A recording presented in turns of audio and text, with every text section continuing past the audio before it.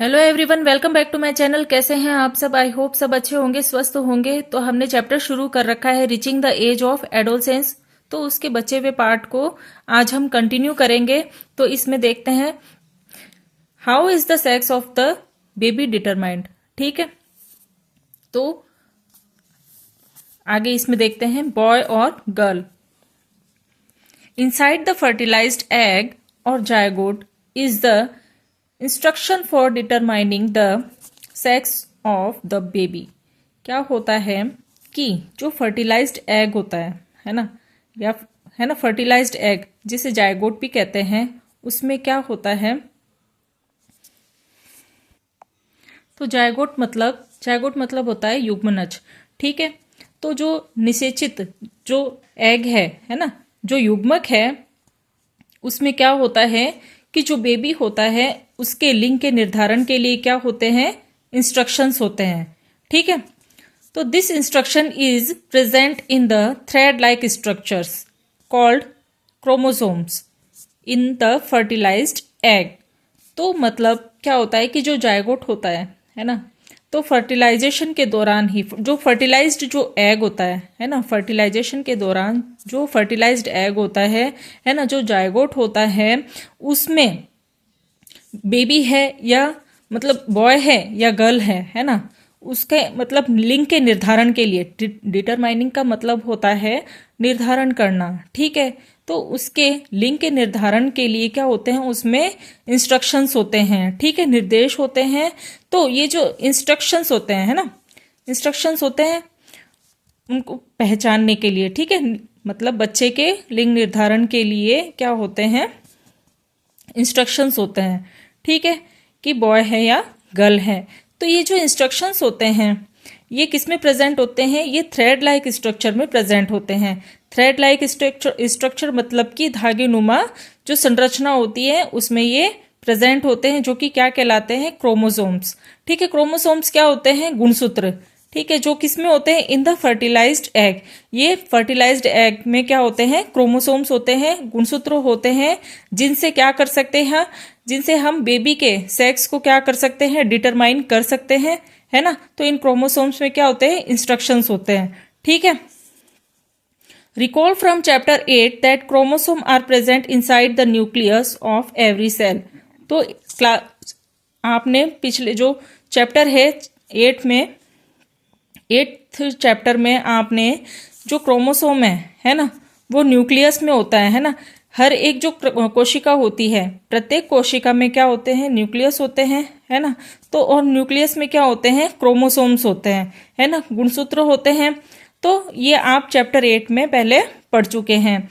All human beings have 23 pairs of chromosomes in the nuclei of their cells. तो जितने भी human beings होते हैं उनके अंदर क्रोमोसोम्स के कितने जोड़े होते हैं, 23 जोड़े होते हैं।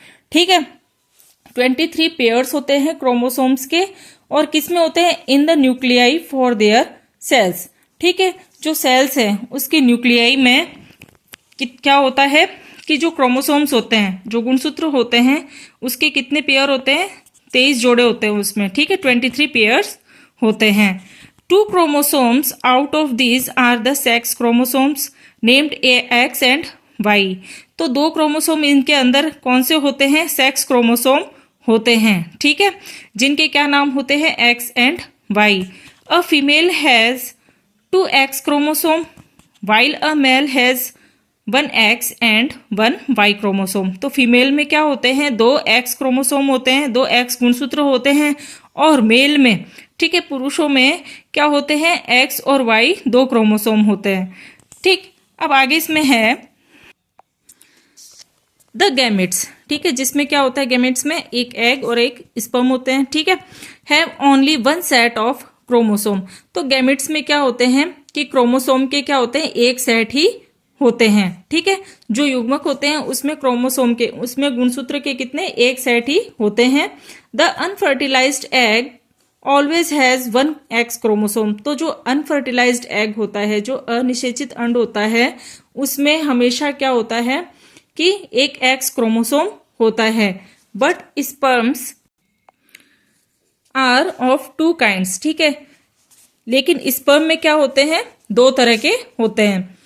One kind has an X chromosome and the other kind has a Y chromosome. ठीक है, जो मेल होता है ना, उसमें क्या होते हैं, 2 तरह के होते हैं स्पर्म में। मेल के जो स्पर्म में क्या होते हैं, 2 तरह के होते हैं। ठीक है, क्रोमोसोम कौन कौन से होते हैं, जिसमें एक तो एक्स क्रोमोसोम होता है और दूसरा कौन सा होता है, वाई क्रोमोसोम होता है। See figure 10.4 when a sperm containing X chromosome fertilises the egg, the zygote would have 2 X chromosome and develop into a female child. ठीक है, तो फिगर दिया हुआ है 10.4 जो फिगर है उसमें क्या दिया गया है कि स्पर्म है, ठीक है, जिसमें क्या है, एक्स क्रोमोसोम जो एग के साथ में क्या हो रहा है, फर्टिलाइजेज हो रहा है, निषेचित हो रहा है ना। निषेचन होने के बाद जो जायगोट है ना, जायगोट के अंदर क्या हो रहे हैं कि 2 एक्स क्रोमोसोम हो रहे हैं और develop into a female child. ठीक है, तो क्या हो रहा है कि 2 एक्स क्रोमोसोम है, और वो क्या कर रहे हैं, फीमेल में क्या हो रहा है कि फीमेल में क्या हो रही है, डेवलपमेंट हो रही है। ठीक है, if the sperm contributes a Y chromosome to the egg ovum at fertilization। ठीक है, तो अगर स्पर्म का Y क्रोमोसोम ले लिया जाए, ठीक है, तो है ना, ओवम के साथ में फर्टिलाइजेशन हो तो the zygote would develop into a male child, है ना। तो जायगोट कैसा बनेगा, मेल चाइल्ड में डेवलप होगा। ठीक है, क्या होता है कि इसमें जो फिगर दिया गया है अभी मैं आपको बताऊंगी कि उसमें क्या होता है कि एक स्पर्म से क्या लिया गया, एक्स क्रोमोसोम लिया गया। ठीक है, तो क्या हुआ, है ना, और एग से हो गया एक एक्स क्रोमोसोम, तो क्या हुआ कि 2 एक्स क्रोमोसोम बन गए। ठीक है, 2 एक्स क्रोमोसोम है। ठीक है, तो जो जायगोट है ना, वो किस में डेवलप होगा, वो फीमेल चाइल्ड में उसकी डेवलपमेंट होगी। और क्या होगा कि अगर स्पर्म से वाई क्रोमोसोम ले लें और एग से, ठीक है, एक्स क्रोमोसोम ले लें, तो फिर जो जायगोट होता है, ठीक है, वो किस में डेवलप होगा, वो मेल चाइल्ड में डेवलप होगा। तो इसमें ये दिया हुआ है फिगर सेक्स ये है फिगर 10.4। ठीक है, सेक्स डिटर्मिनेशन इन ह्यूमंस। ठीक है, तो सेक्स डिटर्मिनेशन इन ह्यूमंस में क्या है कि बॉय है और गर्ल है। ठीक है, ठीक है, तो ये स्पर्म का ये वाई ले लिया क्रोमोसोम, ठीक है ना, मेल, फीमेल का एक्स। ठीक है, तो इसमें से क्या हुआ कि ये फर्टिलाइज होके, है ना, तो क्या बना कि इसका वाई और इसका एक्स, है ना, बॉय एंड गर्ल है, मेल और फीमेल, तो इसका वाई और इसका एक्स मिलके तो क्या बनाए, एक्स वाई। ठीक है ना। और अगर इसका एक्स ले लिया और इसका एक्स लिया तो क्या बना, गर्ल। ठीक है, डबल एक्स। अब आगे देखते हैं। Now you know that the sex chromosomes of the father determine the sex of an unborn baby। तो आपने जान लिया कि जो सेक्स क्रोमोसोम होते हैं, ठीक है, तो जो सेक्स क्रोमोसोम होते हैं, है ना, of the father determine the sex of an unborn baby. ठीक है, जो अजन्मा बच्चा जो होता है ना, उसमें सेक्स के निर्धारण के लिए क्या होता है कि फादर भी उसके लिए रेस्पॉन्सिबल होता है ना। तो the believe that the mother is responsible for the sex of her baby is completely wrong and to blame her for this is totally unjustified. तो ये क्या है कि द बिलीफ दैट मदर, तो ये सिर्फ ये विश्वास करना, है ना, सिर्फ और सिर्फ ये विश्वास करना कि इसके लिए सिर्फ मदर ही रेस्पॉन्सिबल है ना। जो बेबी का जो सेक्स है ना, लड़का होगा या लड़की होगा, इसके लिए सिर्फ माता ही क्या है कि रेस्पॉन्सिबल है। तो ये विश्वास करना क्या है, बिल्कुल पूरी तरह से क्या है, गलत है। इसमें क्या होता है कि इसमें फादर के भी क्या होते हैं, सेक्स क्रोमोसोम होते हैं, है ना। तो मदर के ऊपर ये ब्लेम लगाना क्या होता है, टोटली क्या होता है, अनजस्टिफाइड होता है, अनुचित होता है। Hormones other than sex hormones, तो look at figure 10.3 again. The hormone secreted by the pituitary stimulate testis and ovaries to produce their hormones. ठीक है, तो 10.3 फिगर में दिया गया है कि जो हॉर्मोन्स होते हैं, है ना, तो वो पिट्यूटरी ग्लैंड से क्या होते हैं, सिक्रेटेड होते हैं, है ना।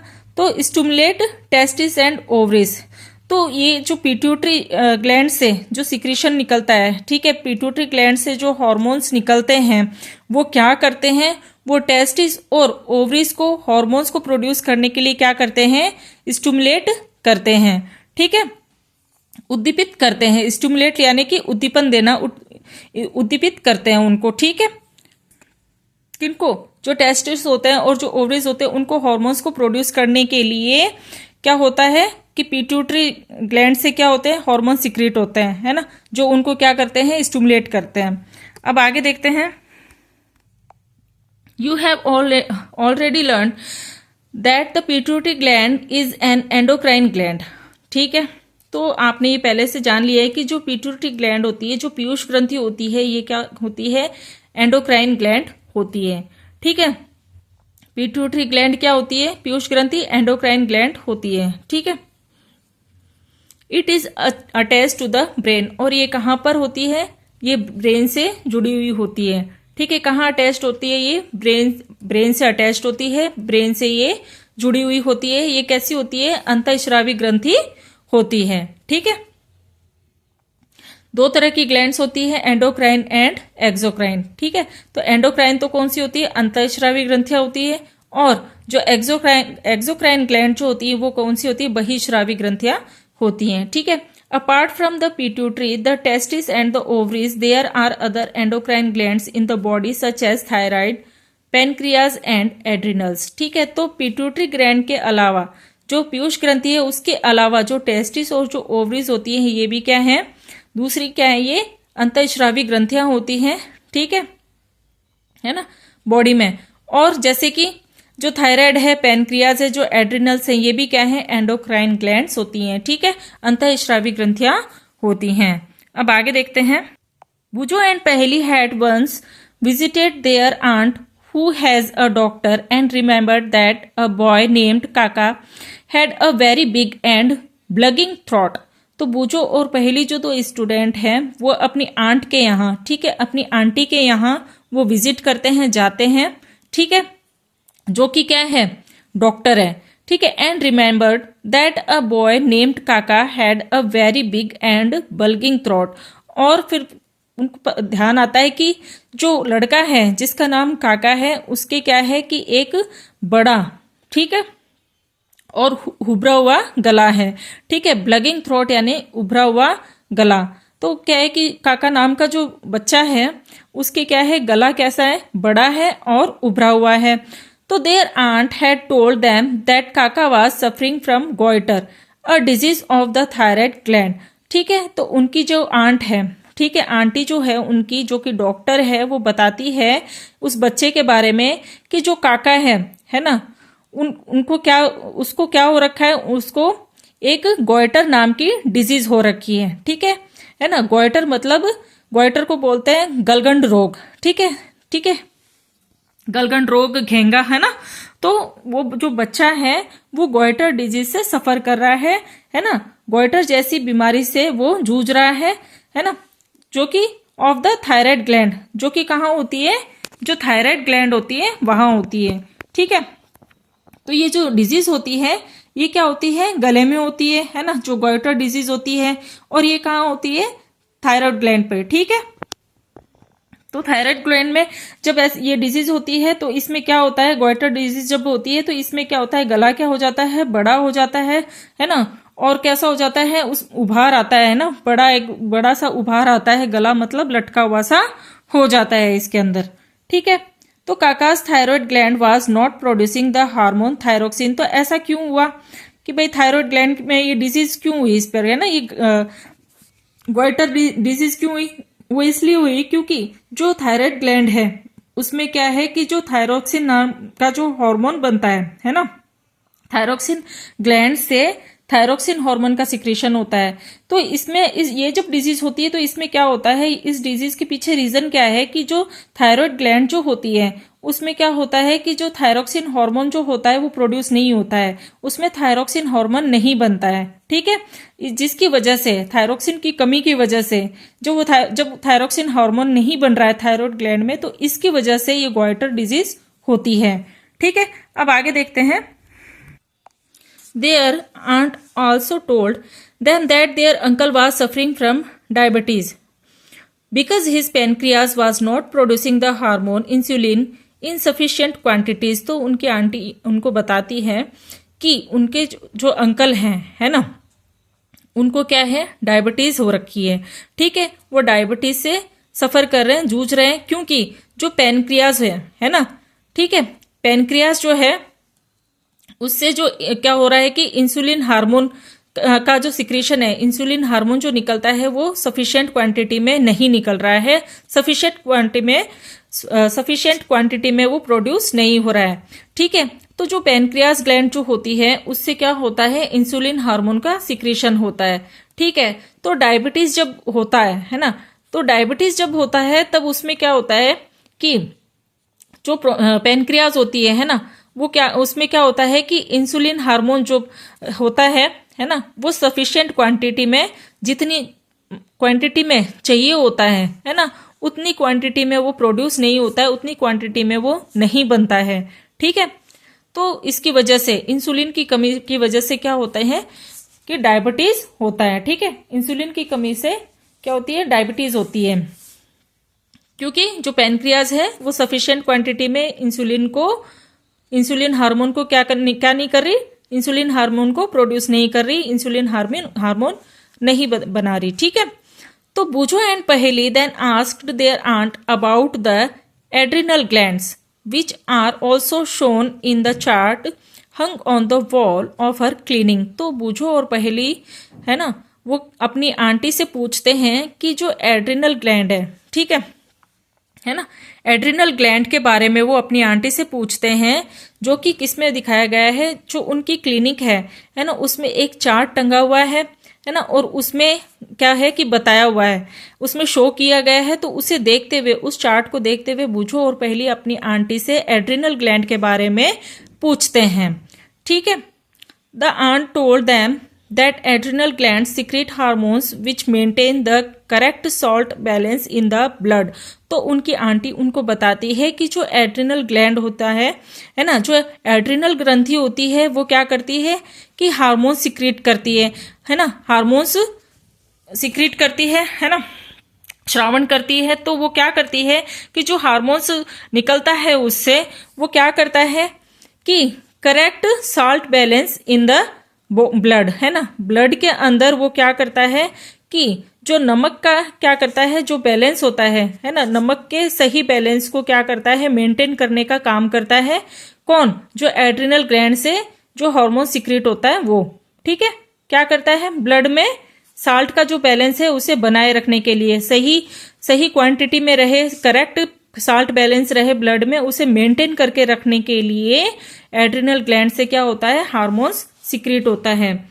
एड्रिनल्स also produce the hormone adrenaline. और एड्रिनल जो ग्लैंड होती है, ठीक है, एड्रिनल जो ग्रंथि होती है उससे कौन सा हार्मोन निकलता है, उससे एड्रिनलिन हार्मोन निकलता है। ठीक है, it helps the body to adjust to stress when one is very angry, embarrassed और worried.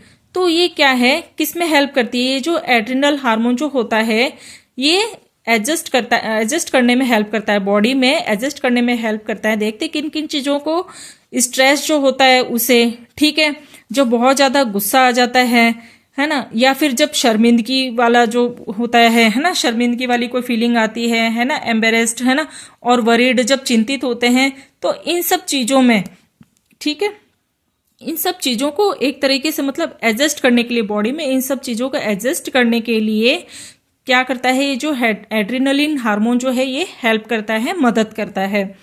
Thyroid and adrenal secrete their hormones when they receive orders from the pituitary through its hormones. ठीक है, जो thyroid और जो adrenal है ना, ये दोनों जो ग्लैंड होती हैं, ये जो हार्मोन सिक्रेट करती हैं, वो क्या करते हैं, they receive order from the pituitary through its hormones. ठीक है, ये क्या करते हैं, पिट्यूटरी जो ग्लैंड से जो हार्मोन निकलता है ना, उसे रिसीव करने का काम करती है। ठीक है, pituitary also secretes growth hormone which is necessary for the normal growth of a person.